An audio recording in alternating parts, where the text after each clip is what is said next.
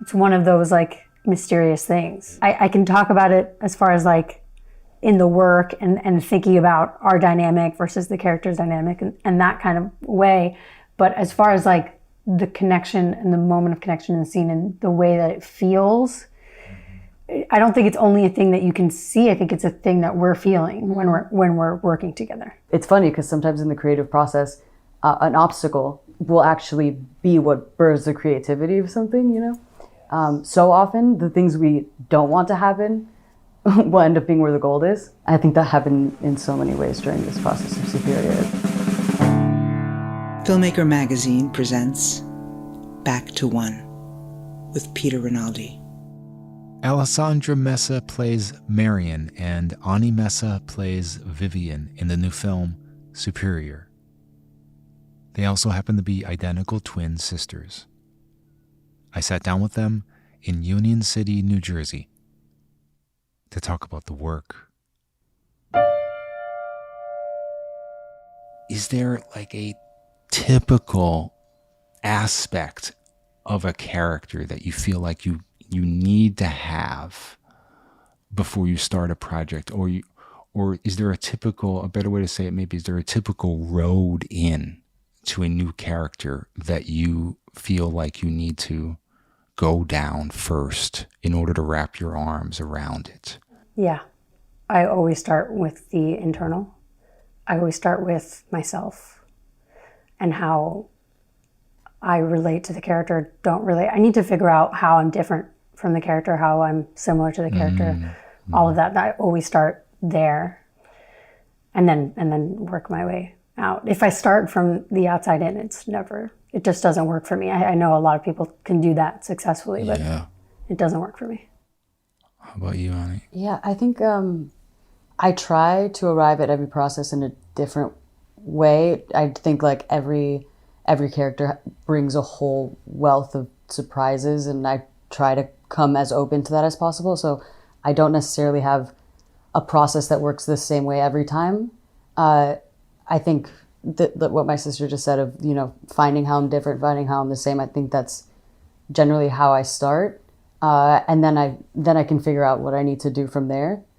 Specifically in Superior, I was informed so much by the place that we were in, and the world that Erin creates, and that started from the short.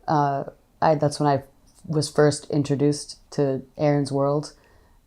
I think she is incredible at creating environment that informs character and also allows you to kind of lose yourself in this dreamscape that is separate from life and is altered and allows you to feel playful and bold and not be so worried about something feeling realistic, or, you know, that you're always connected to your truth and you're always, you know, but it's this altered truth. The world, everything about it is altered, so you feel safe to explore and kind of stretch out within it and not be so worried. Yeah, it's kind of crazy when you're in it too, because you don't feel it happening to you that much. Like it just happens naturally when you're in her world somehow. Like I don't realize that like pacing is affected and all of that, but like it's not like that's not a conscious choice that we're making. But then when I watch it, I see it, you know, and I'm like, oh, it's different. Wait, I want to come back to this, but do you guys think that like when you analyze it and you realize the things that are different about a character and the things that are similar for you, is it actually harder when you realize that there's more things similar to you with the character? Or is, you know, which would seem like odd, like to a non-actor maybe listening to this thinking, why would that be harder if they're more connected? But I think maybe it's because you can't figure out a way to play it if it's too close. Does that ring true? Or is it the opposite? I think it can. I think it's interesting in this process. My sister's smiling because she already knows what I'm going to say.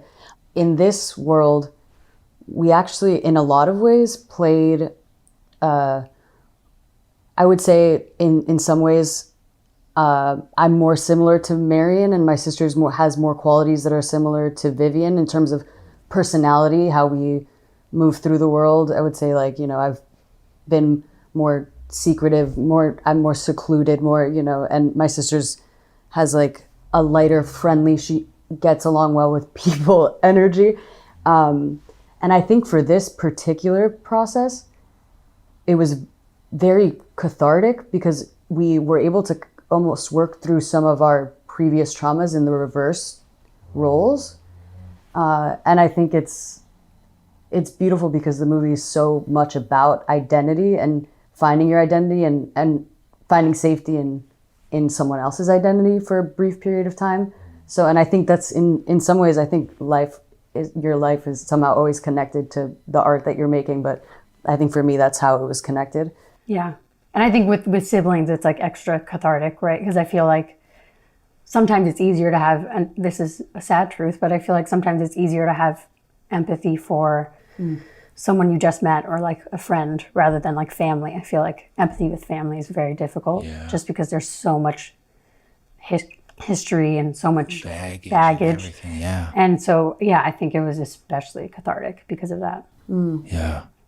But I think it depends on what's similar and what's different about the character. Yeah. And it also depends on how well you actually know yourself. Because every time you're learning about yourself, like every time you're doing that exploration, you realize you thought you were similar to the character or you thought you were different from the character, but actually you're not that different from the character. Or you every time it's a learning process. Isn't that interesting? I mean, that's another thing that so cool about this whole endeavor of acting, right? Where you're learning more about yourself with each thing, but it's also probably really painful to a lot of people to learn this stuff about themselves. When I think about how people came into acting and how it's like this whole very, very almost seems like happenstance kind of thing, or it seems like thank God they had this one good teacher or something, like. And you guys have a story which is like, if somebody didn't invite you to summer camp, this acting summer camp, can somebody tell that story? It was completely accidental. Happenstance or whatever you want to call it, but we were at my grandmother's house on a Sunday, and my little cousin happened to be there with my aunt, and she was very nervous about going to theater summer camp for the first time the next day, and she was telling us about it, and she's always been shy, and we were like, we can go with you. And so we went, and we not knowing what it would be. No. Right? No, I mean, we were always singers, and it was a musical theater camp. Mm-hmm.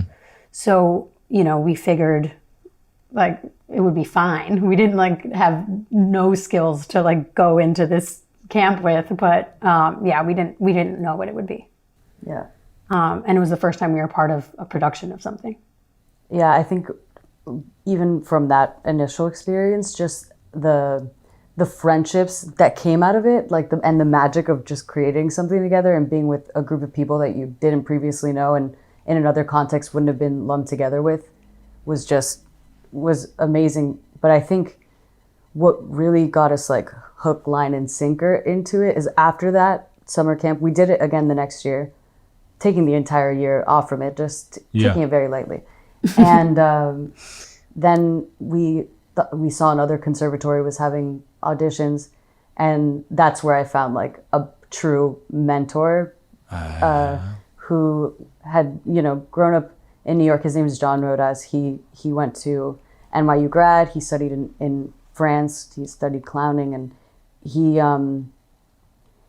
I had always been a singer, but I felt like he was the first person that celebrated that I was not performative, and that I was like was truthful. And he was like, and now in hindsight, I'm like, wow, what an incredible mentor to have starting out, because when you're young and doing musicals, people, Yeah. will sometimes encourage really bad habits, you know? And he was just the dead opposite. And even people around me, I would see like people who were more seasoned, you know, had been doing musical theater were doing all these things. And I was like, oh, maybe I should try. And he's like, no, keep it simple.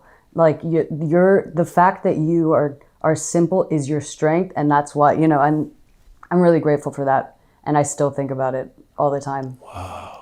And really, once we found that place, we just kept doing plays there. I mean, I think we did like 16 plays in like 2 years or something. That became an obsession. And then we started like reading plays and then watching movies, and then it just spiraled out of control. Yeah. And where were you guys in your creative life when Erin came around to talk about the short? We did, because a whole year of acting training didn't feel like enough for us. We also did summers. We did 2 summers in a row of more acting training. Of Chekhov intensive. And so we were at the Chekhov intensive, and our teacher saw a flyer looking for identical twins. And so he brought it up to us. And I guess Erin had put that flyer there.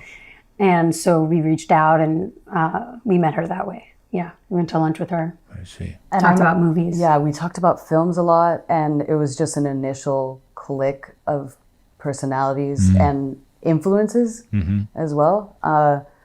And from that conversation, we would meet up and talk more about the film, and then it felt like there was never an audition process or anything like that. It was just getting to know each other. And she was very interested in hearing about our lives and our story, and some details made their way into the film as well, which I think was really exciting for us to see. What was that process like of filming that short? Like, were you guys doing a lot of film work at the time? That was my first time on camera. Was it yours as well? I think so. Yeah. Wow. First time. And I say this all the time, but I think in some ways I took it for granted.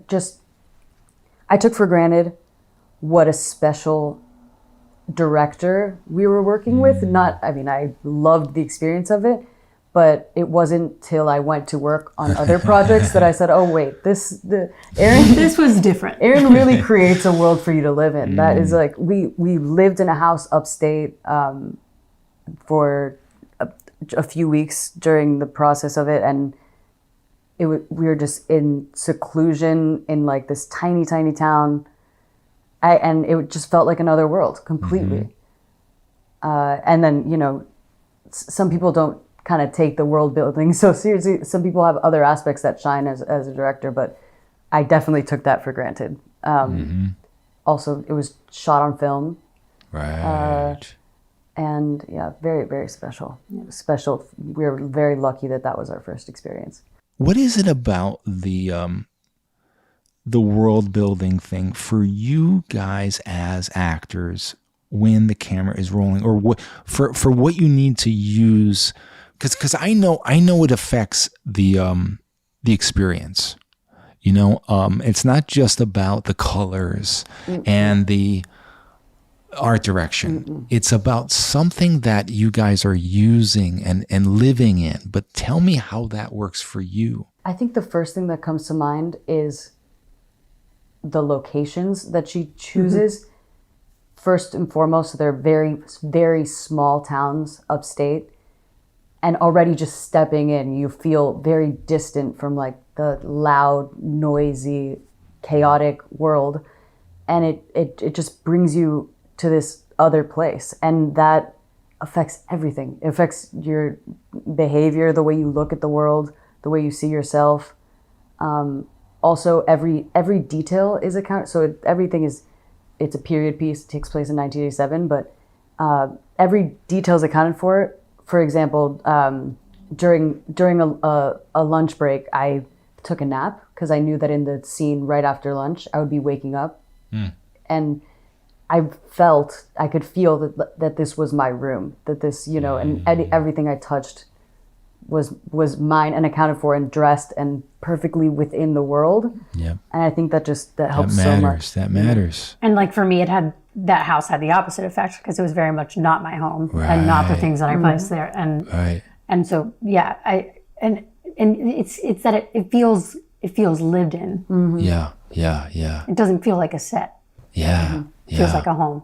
Right.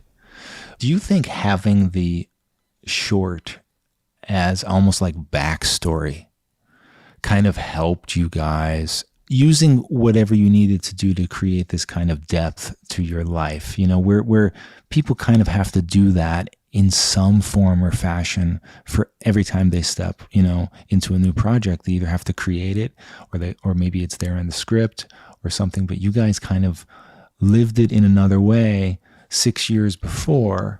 And tell me how that affected things. Yeah, I think there's like a bridge that you have to build between like where the character was and where the character is when this new story starts. I thought about that a lot actually in the process, just what Marion was like as a teenager and a child, and her innocence, and how kind of far away she got from that at the start when we first see her. And then I mean, for me, I think part of the process was like keeping that child there and finding her within Vivian's house, because I think Vivian pulls out the child in Marion, and she has a lot of protective layers. Like she has a big shell, and then there's like a pulling away of that at some point. But the underneath has to be there always. I think several things helped with that. I think I always love to approach characters of like, I will through like a psychoanalytical lens, and also creating memories of trauma. Like I think we did some, even in the process of it, we did certain improvisations that created memories, filling in some gaps between the short and the feature. But just having the real memories, even of the short, helps you build that. And I thought Vivian, the way that I saw her even from the short, is she's motherly. I think it comes out of like a protective impulse. Their mother isn't in the short. We assume, you know, she was lost at a young age, and Vivian felt she needed to step into that role. We did some role plays that kind of like aligned with that. And then with the circumstances of the film, Marion then neglected what we had built. And that's like Vivian's pain for me came from that, and like the frustration of not being able to connect. And I think another thing that might inform that too is, and something that Erin is very aware of, and I think grateful for even from the beginning, is that we have our natural relationship that also informs and our memories as sisters. Sometimes it's the reversal of that, but you know, they're there when you read a line, and if it's been said, even if it's been said by another person, there's the whole life of the memory underneath it. Is there really a difference between if you two sat down and intellectually or even like wrote down the different things that you two went through, rather than going and doing an improv exercise where you kind of acted out or something like that, to you both as actors being able to access that when you need it? Is there a difference? It seems like there is, right? Yeah, I think there's a huge difference. I mean, I think it's extremely helpful to me, just because you get challenged by the other person in a different way than I'm capable of challenging myself at this moment.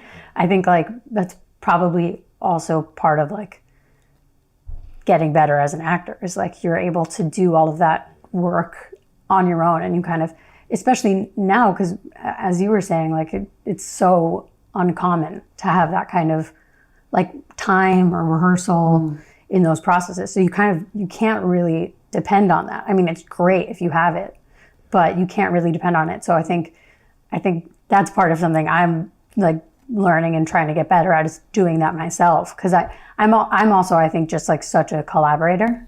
Like I love working with other people and bouncing off ideas. I think it's like the best thing, you know, to me. So yeah, I think it is different. Yeah. I think it is helpful. Don't get us wrong, though. We had very little rehearsal time for any. I mean, none of the scenes were rehearsed before the day of with Erin. You know, it was all. We had done some of this work kind of on our own with a coach that we worked with, Jennifer Monaco, and she helped us because we felt leading up to the process we should go that extra step to create memories. It was actually my idea. Knowing that my sister had co-written the script with Erin, because I think sometimes when you have intellectualized something in terms of structuring something as a script, then to marry it to like your true feral emotions about something, or like, you know, they're just different parts of your brain that are operating. Right. So I wanted to make sure that gap was bridged, and we got to kind of physically engage with it and create memories in that way. So, but wait, isn't that nice that she was thinking about that for you, or like you were thinking about that for her and for you? I was thinking about it for myself as well. I think it's important to any part of the process. Yeah. But I knew my sister. I know my sister, first of all. And I know my sister had been more focused on writing leading up to it. That makes sense. And I also knew that, like, in some ways, the character person that we both had to kind of bridge gaps between the characters. You know, Vivian's very different from me in a lot of ways, and Marion's very different from, and in a lot of ways we're both very different from both characters. So it's completely fictional. But I started thinking about all those things. I guess when you're not writing, you have time to start getting neurotic about the acting process. Helpful. Yeah. But I had been very in the practice. I was acting a lot, auditioning a lot. So that's what I was thinking about. Those were my focus was. And I think it was super helpful for me. So I'm really grateful that you did that. But it was less about like using different parts of my brain, because I think actually like it should be using similar parts of your brain, you know, like, I think what it is giving the script attention as an actor versus as a writer, in the sense that I'm looking at the script like it's brand new, and there are still things to discover. Because when you work on it and write it for so long, it's easy to take that for granted because you're like, oh, I know it. I wrote it, you know?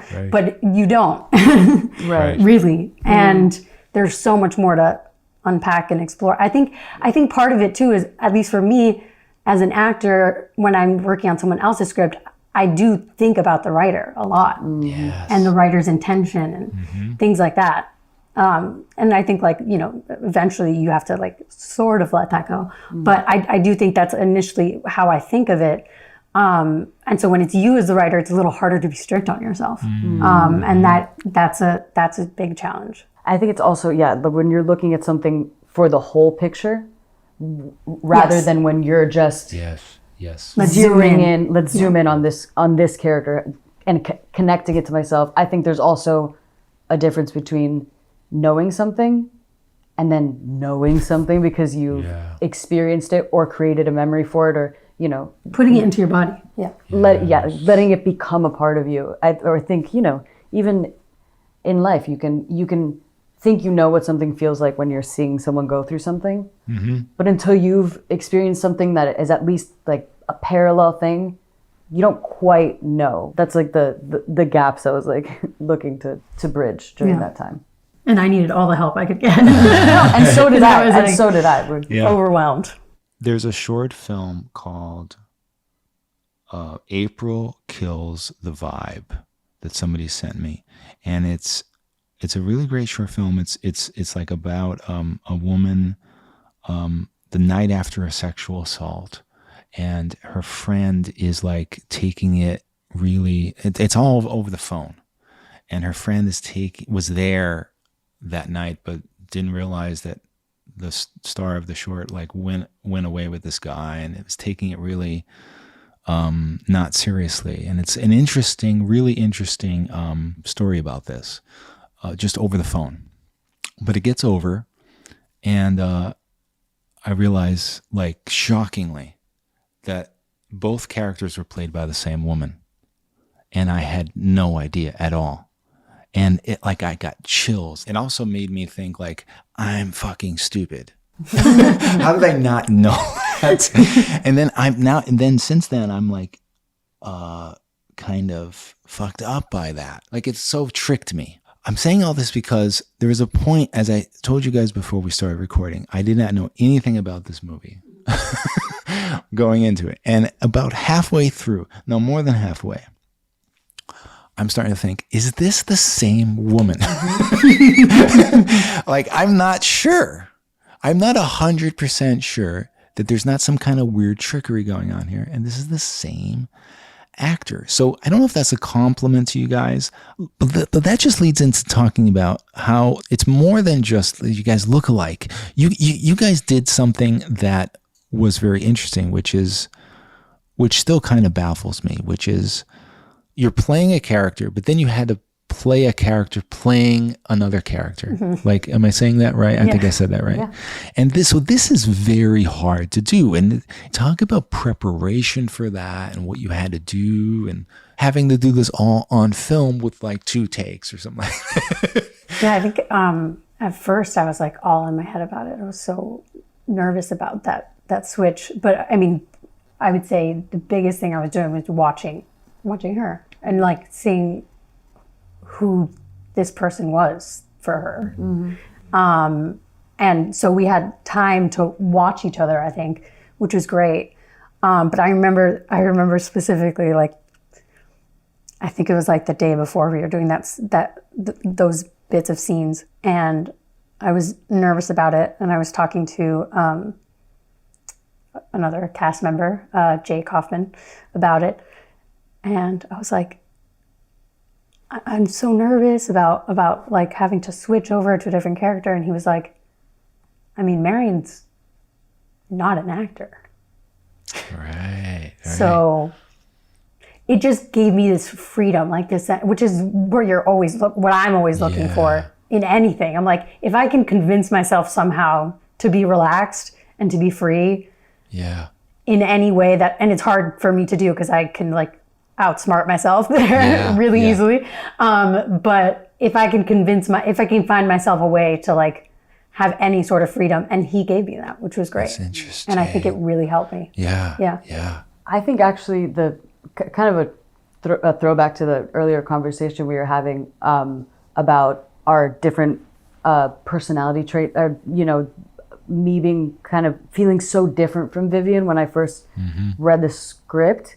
I think because of that, I was looking for ways to make Vivian different from me and so that she could be different from Marion. Yeah.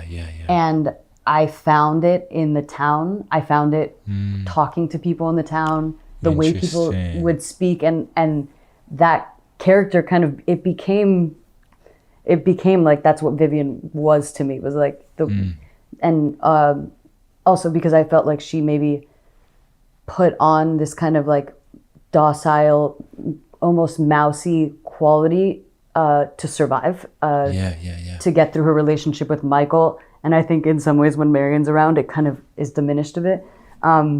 But I think because of that, it's just interesting, like because of the fact that I felt different from the character and all that neuroses, something got created out of that, which was that character. And I think that's part of what allowed the switching to also be so just something you can identify as like, oh, now she sounds like Vivian, or and or now Vivian doesn't sound so much like Vivian anymore. I think it's funny because sometimes in the creative process, an obstacle will actually be what births the creativity of something, Yes. So often the things we don't want to happen will end up being where the gold is. I think that happened in so many ways during this process of Superior.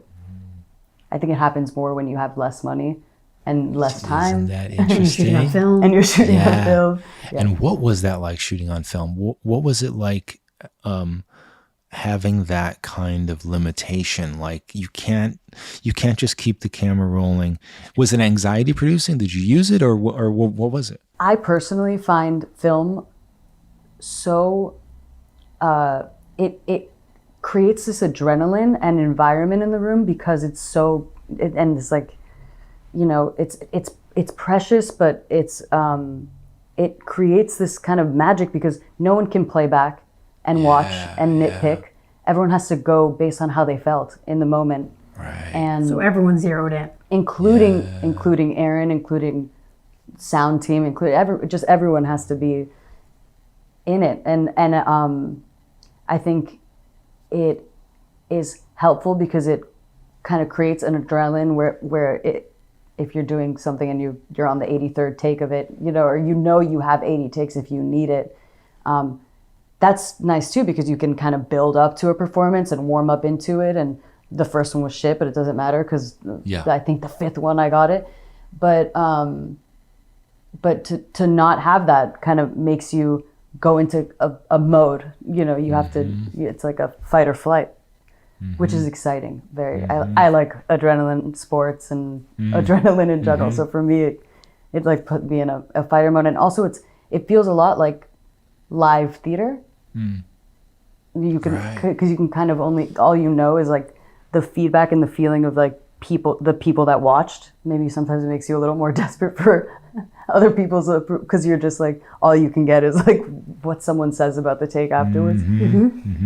And I feel like, you know, then it's also feeling out. Like, I feel like I could always tell if like Erin actually is satisfied with that last take or if it was like we're running out of time and I'm being told it has to be a last take. And then like if that's the case, then I'm like, Torture. Okay, can I please like I'll fight for it. You don't have to. Can I please have one more?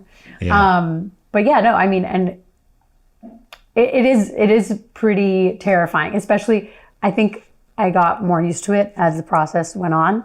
But in the beginning, it was very scary to just to know that we're really gonna do it once or twice. Yeah. And also the way that it was blocked, which I didn't really foresee, was like all of our shots were like together. So it really did feel like theater in a lot of ways because there wasn't really like she wasn't really doing close-ups unless it was like a very specific moment for a close-up, you know, Right. because she's great. But Right. but I think it felt a lot like theater. You were talking about how there's this automatic kind of pace that you fall into, this automatic kind of tone. But come on, like it's not automatic. And you know, I mean, right? I mean, what can you describe what this was or how this happened? Because I feel like this was really important. I don't think it is automatic. I think it is unspoken.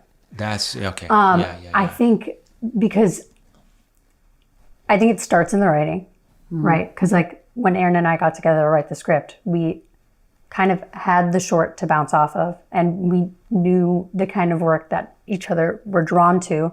But because of all that, it finds its way in the writing just to be as like a initial thing. Then I think when you're on set, like it's subtle, but like the way you're directed in certain moments brings you there without you realizing what you're doing. Okay. Can you give an example? Like what? A non. Don't feel like you have to rush that moment. Or Erin leaves she allows for a lot of space and for moments to just happen. Yeah. And she gives you enough time in a room where you can notice the details in it. And she's never trying to make it entertaining. I think she never tells you to go faster. She never tells you to, you know? I think she's looking for things to hold mystery. And sometimes even like to allow something to hold like a creepiness or a stiltedness, lingering. I almost could bite down, you know. I don't. It's like a potential for like, I'm actually. It's funny hearing you talk about it. I'm not quite sure how it's achieved, to be honest. It's because she's not the type to ever. She will never tell you what to do. She allows it to happen, and she'll give certain detailed feedback, but it's never heavy-handed, and it's always she allows and she trusts. And there's something about like the feeling she creates, and I don't know if it's so spoken or literal, or something. It's kind of difficult to explain even, but that kind of guides you to the water in that way. Yeah. And like I said, the entire world that she builds, that the house has that feeling, that eerie, lingering, like it's within the house, and it's between dynamics in people, you know. And I think she has a very keen eye. You feel her watching, and she doesn't even need to say much. Ani, I think it was you that talked about somewhere about how anytime you're playing a scene with somebody, you're doing something is there between the two people. Yes. You know, it doesn't matter who those two people are. It doesn't matter if they met seconds before action was called. You know, that is something, you know, between those two. Or if they go back forever, or if they're twins who, you know, and that's what you were talking about. You're saying there's even more something there between twins. And I just wanted to know if you guys have any moments that you felt that that you were working with material here that was different than you would between any other actor, and what you were doing, and were you both feeling that, you know, and how you were, if you can think about or you can express how you were actually using the relationship kind of as material in the actual work.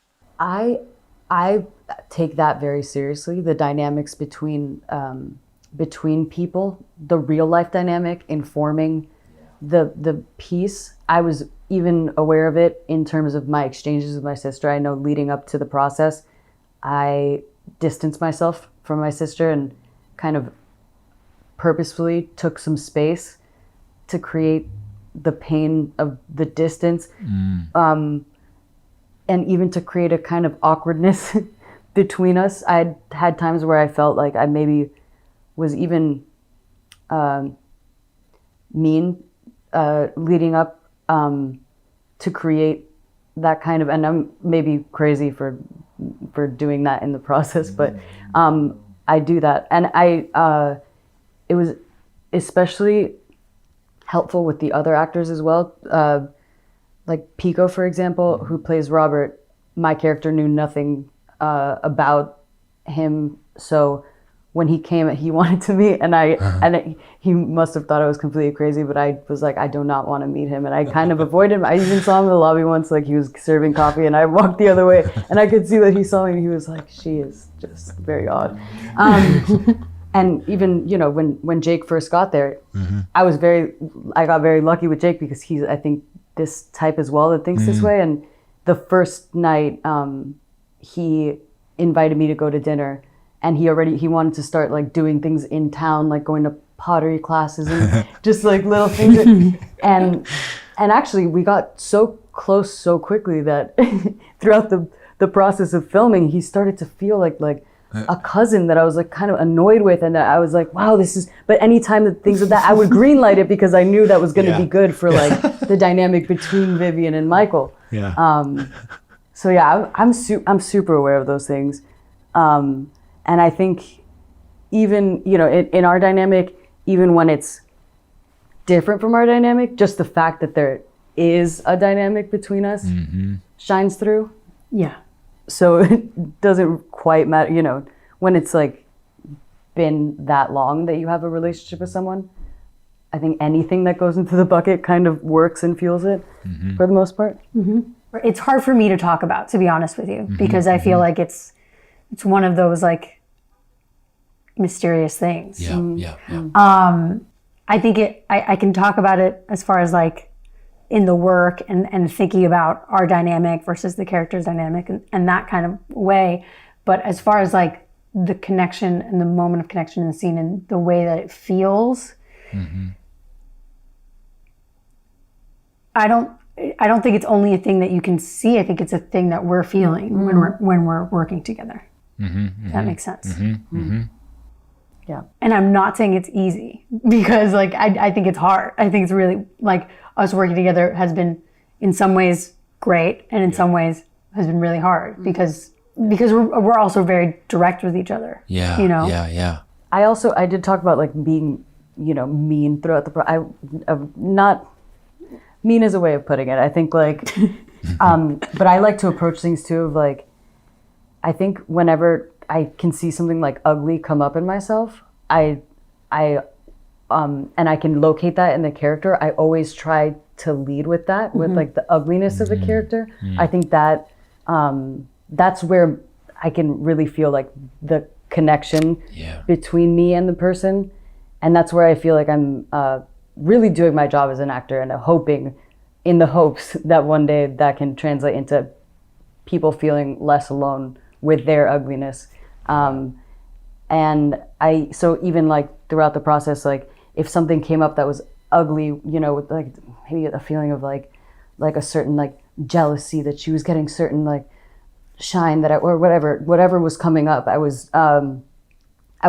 green light that and find like, where is that part of Vivian's conflict? Is that part of what's, informing how angry she is that she was able to leave and that I had to stay here, or whatever, and so, and you just leading with that. I think when you're acting with someone and there's such a wellspring to kind of dig from, I think that is very, very helpful, because you can.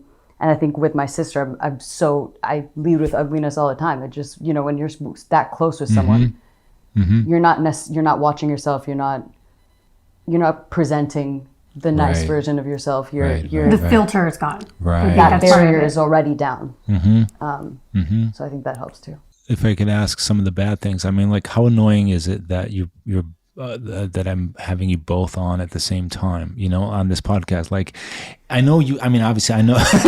I'm like, he's like, no, but I mean this in a real way. Like, you guys are both in the same business. You're in the same movie, that is coming out, you know what I mean? And is there ever like a moment where you're like, when is this ever going to be just, where I can go down this road, by myself on something, you know what I mean? I think it's something we talk about a lot. And I think we both definitely feel that way and are open about feeling that way, that we both kind of want to like explore our own paths. And then when we can work together, that's also like a great thing. Yeah. And we appreciate that as well. But, and now we're like working on kind of our own independent projects currently. Just, yeah, it's quite what we talked about in the beginning of like that life teaches you about acting, and acting teaches you about life. I think this process of the movie really sent us on journeys of finding our own identity, and maybe the pandemic also contributed to that as well. But we're living in different states now. We shared a room our entire life leading up to the process of Superior. So I think it really kind of turned on our awareness of our identity, how it's being presented, and kind of just forcing us on our journey of finding ourselves separately so that we can be stronger artists individually, in the hopes that, we can also, then we'll be better collaborators for each other in the future as well. Because like I said, a lot was learned during this process, and there's always a bumpy road to learning anything or creating anything. I think it's been very helpful in that way. It can be very frustrating when you look exactly like someone, and depending on who you're talking to, some people might not pick up any difference at all. We have uncles that don't know how to tell us apart. I had a whole conversation the other day with someone who I knew thought I was my sister. She never said anything that, she never like said my sister's name or something I could correct, but it was just a feeling that I had. Like I could tell, And some people have just met me, and then they meet my sister and they're expecting me, but we're different. Although we look the same, we're very different people. And it's actually interesting too about, I think being a twin gives you an interesting perspective on identity, or how kind of amorphous the human identity can really be, because when you have the same DNA as someone and you're raised in the same house and a lot of similar life experiences, and yet there's so many differences between us. We've taken our lives down different paths that have taught us a lot of different lessons. But there's also a lot of choice, and that goes into personality and creating who you are. And I think since the process of Superior, I think we both have taken a more active role in identifying that for ourselves. Yeah, totally. I think like before that, it was really like we decided about us. You know what I mean? I mean, this is not something that like you talk about out loud like this, but like subconsciously our identity was shaped together, basically. But it was also put on from the outside, from other, people see us that way. So then that's who you think, people see us as a unit, which is a beautiful thing. And I think like this journey has also made me see the beauty of it, and like the beauty of that, of having someone so close. But also the importance of finding your own individuality and your own voice, even though you have someone you can grab onto and have kind of an external identity with to others. Ani Mesa, Alessandra Mesa, thank you so much. Thanks for having us. Back to One is a production of Filmmaker Magazine, which is a publication of The Gotham, formerly IFP. Listen to back episodes of this podcast at filmmakermagazine.com or wherever you get your podcasts.